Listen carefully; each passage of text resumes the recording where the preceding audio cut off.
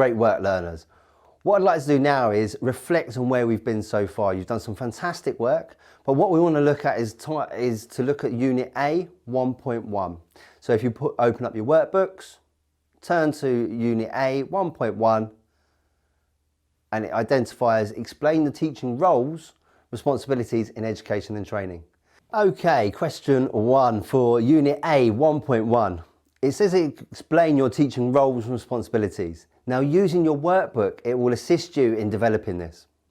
Looking at your workbook, looking at the bullet points we've put next to the task Unit A 1.1, you'll notice that the 3 key areas we're looking for is to identify some roles and responsibilities that may affect you in your teaching and learning environment, but we also want you to identify the teaching cycle.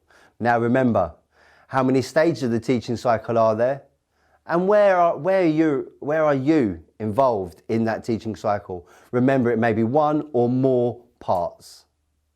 When we're looking at your roles and responsibilities, try to identify roles and responsibilities that may affect you in your workplace, in your delivery.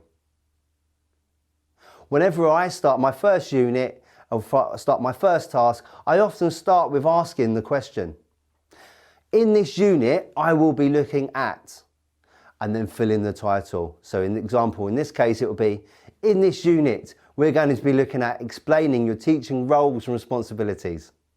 So up until now, that's Unit A 1.1. We're going to now move on to Unit A 1.2. Okay, now what we want to do is move on to looking at more legislation within education and training. So the first part, what we're going to look at now is legislation. The first part of the legislation we're going to look at is the Equality Act.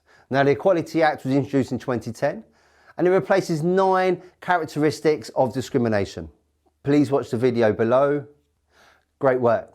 What we're moving on to now is A 1.2 and we're looking at legislation that may affect you within the education and training setting. The Equality Act was introduced in 2010 and it replaced previous anti-discrimination legislation and consolidating that act into all those acts into one.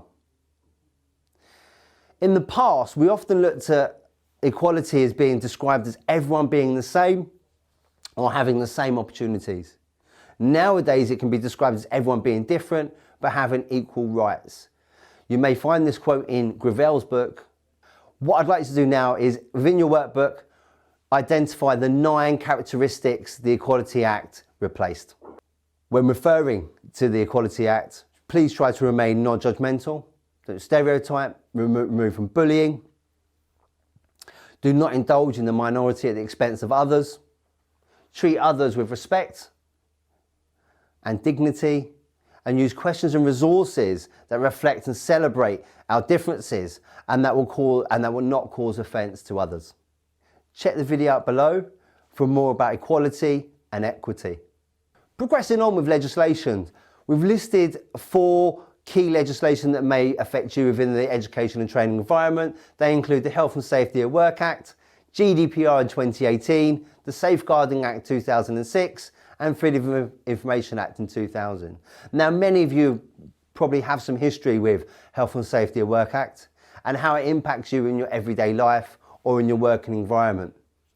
But what we would like you to do is, in 200 words or less, is identify key parts of those legislation and how they can impact you within the learning environment using your Gravel's book and your workbook. Good luck.